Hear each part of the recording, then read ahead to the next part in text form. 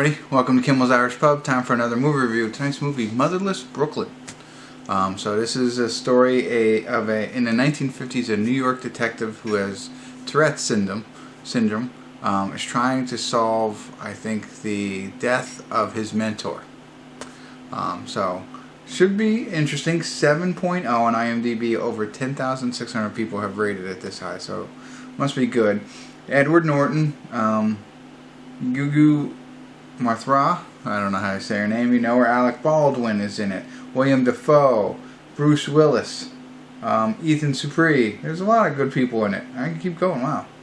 Anyway, so good cast, good score on IMDb. The negative side of it, it's 2 hours and 24 minutes long, so we'll see. I'll get into it a little bit. If I can make it through, I will let you know what the synopsis is really about, and then ultimately, I'll tell you what I think, so stick around. I'll be back.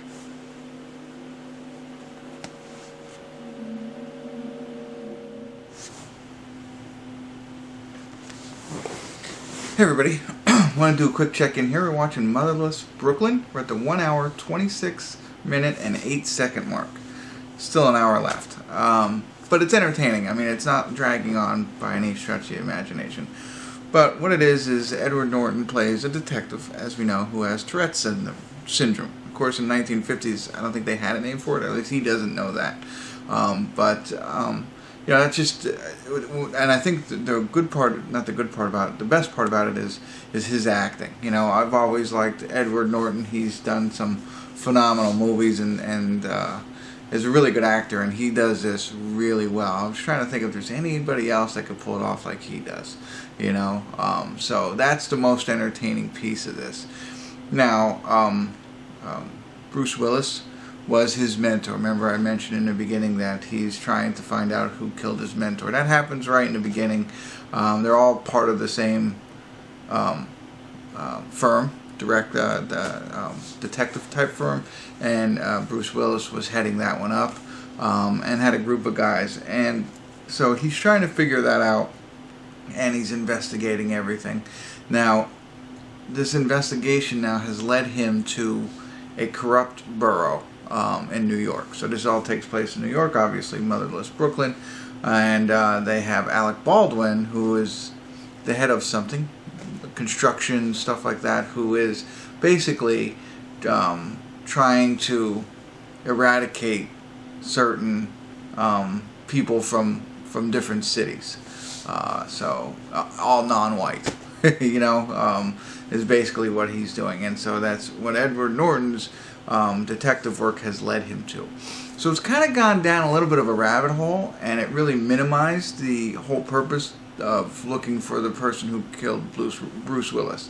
That's still in the back of your mind, but everything that we've seen for the last 45 minutes has been about the corruption, which is fine, but again, it kind of minimalizes what really grabbed your interest in the beginning, because he looked up to him and he was, you know, he really liked him a lot.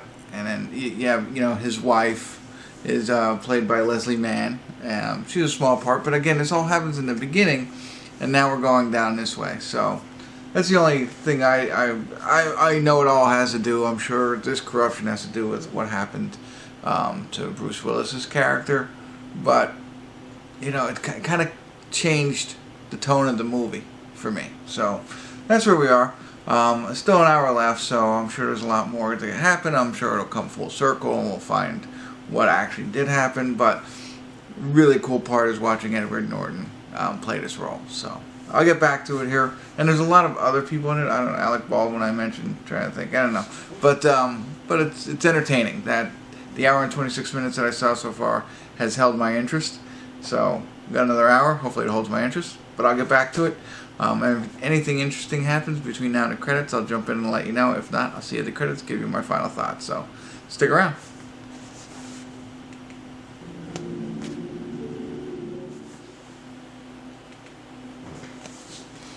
Hey everybody, we're at the credits of Motherless Brooklyn, which was written for the screen and directed by Edward Norton.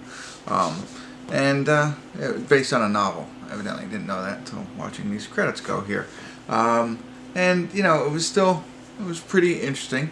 Bobby Cannavale was also in it, as I'm seeing the credits come up. Oh, and that was somebody I failed to mention. So, you know, I think it was a very good movie. A little long. I think probably could have been a little bit shorter. I think they overcomplicated it a little bit.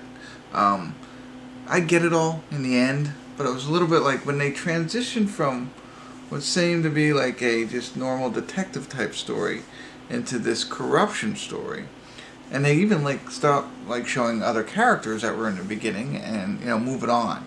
You know, there seems to like to be this whole shift in the movie. I alluded to it, I think, in the first check-in, and it moves down a different path, and these people are all forgotten.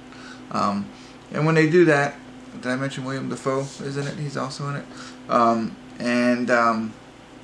Again, really good, intricate, I would say, and takes away from, I don't know, it takes away from the original plot of the movie, one, and from all the acting that's going on, because you're busy trying to figure this out and see what's going on. And, you know, in the end, it's kind of, you know, the whole so what at the end is like, whatever, you know. And I guess it's not supposed to be so much a mystery as it is a detective kind of story. And I know there's sometimes one and the same, but not in this case. It's more about his path and the way he's going to find out what happened to his mentor kind of thing. And it's not so much, you're not like, oh, what, you know, it's a big mystery. How do we solve this mystery? I know that's what he's doing, but that's not where your mind's at, if you know what I mean. It's more about following him and his detective work, and the path that he goes down. So, another piece that I really liked about it, you know, you really, if you ever watched old detective stories or movies like the old ones in the 50s, the score of the music, or the score of the movie, the music that's in it, it really has that, makes it, you know, real for you. It makes you really feel like it's one of those old detective stories, the way that they do it. There's this one scene too where he's interacting with William Dafoe, Edward Norton's interacting, and the music really stands out. It's like a heavy beat, it's over the top, it's louder than normal. You know, normally it's in the background, this is more in the foreground of their conversation. See if you pick that up when you watch that. I found that pretty interesting. It really stood out to me. It didn't take away from the scene, but I was like, you know, interesting how they played that out. So you know, very good movie if you have the time. If you like Edward Norton, if you like old detective stories, definitely check this out. It's worth the watch just to see his acting all up. And I think, you know, just beware, the plot gets a little intricate. Maybe not for you. Maybe for me, it got a little intricate, and there's a big shift in the movie from, you know, the first part to the second part, and it stays that way. So that's it. That's all I got for you. Love to hear your thoughts. If you hear the same music piece that I did, what did you think of the score of the movie, the acting, and did you see the shift, all that kind of stuff? You know, put a comment in there if you did, and hit that like button and subscribe to my channel if you haven't already, and tell your friends, and continue to tune in at Kimmel's Irish Pub.